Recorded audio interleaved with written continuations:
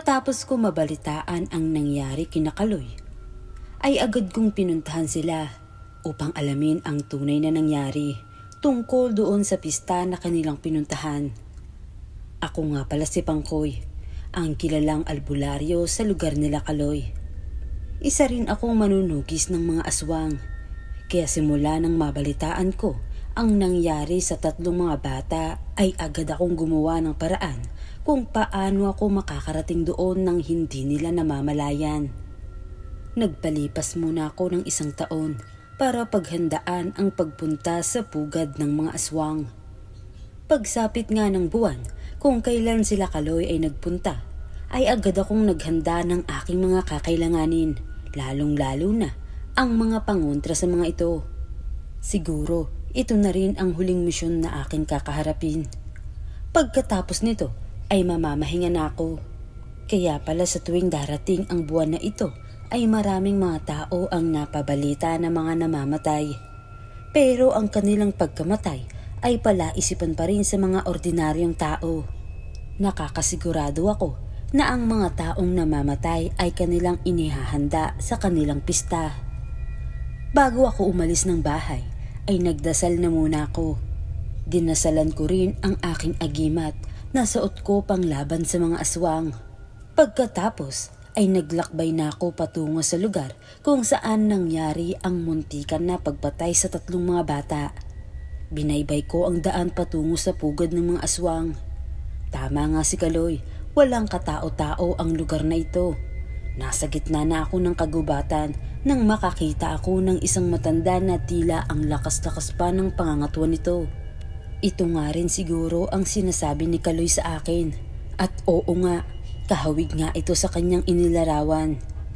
Hindi ako nagpahalata sa matanda at nagtanong na muna ako sa kanya kung saan ang daan patungo sa Mabini. Wika ko pa sa matanda na baka alam niya ang daan kung saan ang pista. Nagwika naman ito na dumiretso lang daw ako at nagbigay rin siya ng babala tungkol sa pagpunta ko dun sa Mabini. Huwag kayong mabahala, Lolo. Kaya ko ang aking sarili. Lumipas ang 2 oras. Natuntun ko na rin ang bahay kung saan naninirahan ang matanda. Nagulat ako na tila nauna pa siya nang dating sa akin. Nagmasid ako ng ilang sandali sa bahay nito at sakto naman na nakita ko na may hawak siya na paa ng tao. Talagang aswang ang mga nandito. Naghintay ako ng ilang oras para wakasan ang kanilang mga buhay, para matigil na ang kanilang kasamaan at pagkain ng mga inosenteng tao. Nakakuha rin ako ng magandang tiyempo at wala na akong oras na sinayang pa. Wala silang kamalay-malay na papalapit na ako sa kanila. Inuna ko ang matandang aswang sa pagpaslang na walang kalaban-laban sa akin. Dahil sa taglay kong agimat, sinunod ko naman ang kanyang asawa pagkatapos ko paslangin ang 2. Sinunog ko ang kanilang bahay na maraming mga bungo ng tao sa loob nito. Ilang sandali pa ay nakarinig na ako ng ingay na nagsasayawan ng mga tao. Tila nagsisigawan ang mga ito dahil sa kasiyahan na kanilang dinaraos. Paunti-unti akong lumapit kung saan nanggaling ang ingay ng sayawan, gaya ng ginawa ko nung una. Nagmasid na muna ako sa paligid at nagtago sa isang talahiban para hindi makita ng mga aswang. Sa pagkakataong ito ay nakakita ako ng tao na kanilang nilalapan ng buhay. Malaking handaan ang nagaganap sa kanilang pista. Kaya pala maraming taong nawawala. Dito pala nila dinadala. Hanggang tingin na lang muna ako sa mga aswang dahil ang gusto kong punteryahin ay yung pinuno talaga nila. Kung mapatay ko ang pinuno ng mga aswang, hindi na magagawa ng kanyang mga tauhan na atakihin ako dahil walang mag-uutos sa kanila. Maya-maya ay nagpakita na sa wakas ang kanilang pinuno at siya ang pumatay sa bata at dinukot ang puso nito. Umalulong pa ang mga ito at sabay wika ng kanilang pinuno na, Mabuhay ang ating pista! Sa sobrang galit ko dahil sa aking nakita ay hindi ko magawang patawarin sila. Umalis na ang kanilang pinuno at pinagbilin sa kanyang mga tauhan na, Magsaya lang kayo dito at aalis lang muna ako. Pupuntahan lang daw niya ang mag-asawang aswang na nauna kong pinaslang kanina. Sinundan ko siya at dito ay nakakuha ako ng pagkakataon dahil mag-isa na lamang ang pinuno ng mga aswang. Nakaramdam pala siya na may nakasunod sa kanya, kaya bigla siyang lumingon sa akin. Pagkalingon niya ay bigla akong sinugod ng aswang. Mabilis naman akong nakailag dahil sa agimat ko. Ang agimat ko ang nagdidikta kung kailan ang tamang oras ng pag-ilag at pag-atake. Ilang beses rin niya akong inatake, sabay alulong sa taas ng buwan. Hanggang sa ako naman ang umatake sa pinuno ng mga aswang.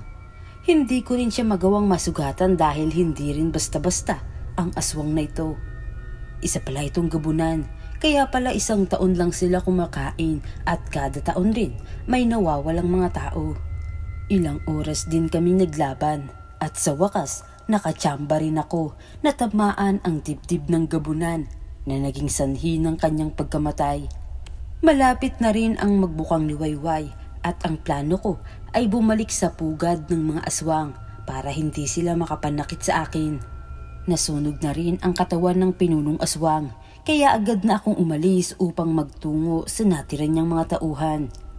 Pero bago ako umalis, pinugutan ko muna ng ulo ang kanilang pinuno para ipakita ko sa kanila na wala na ang kanilang pinuno. Pagkadating ko doon ay tila na numbalik na sila sa dati.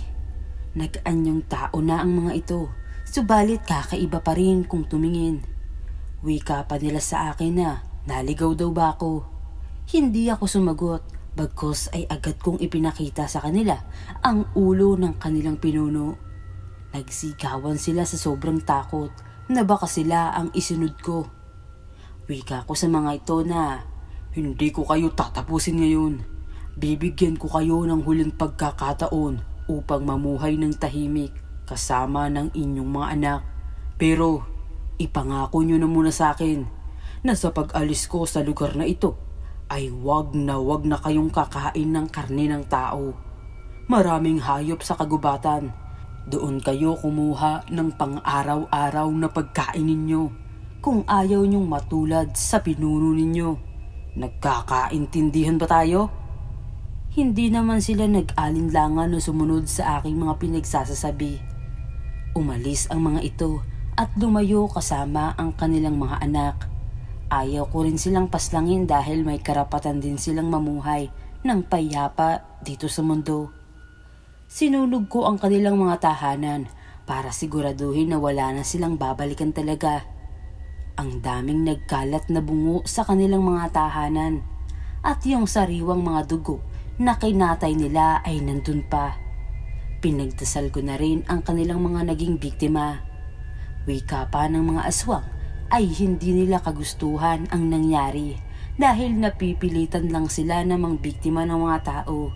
Dahil kung hindi sila susunod ay papaslangin naman sila ng kanilang pinuno na gabunan. Tama lang na pinaslang ko ang pinuno ng aswang dahil siya mismo ang dumidikta ng lahat ng kasamaan. Nanumbalik na rin ang kapayapaan sa lugar namin. Wala nang mga taong nawawala taon-taon. Gaya rin ng pinangako ko sa aking sarili na pagkatapos nito ay hindi na ako babalik pa sa trabaho na ito. Siguro oras na rin para mamahinga at ipagkatiwala na itong aking agimat sa taong karapat-dapat na pumalit sa akin.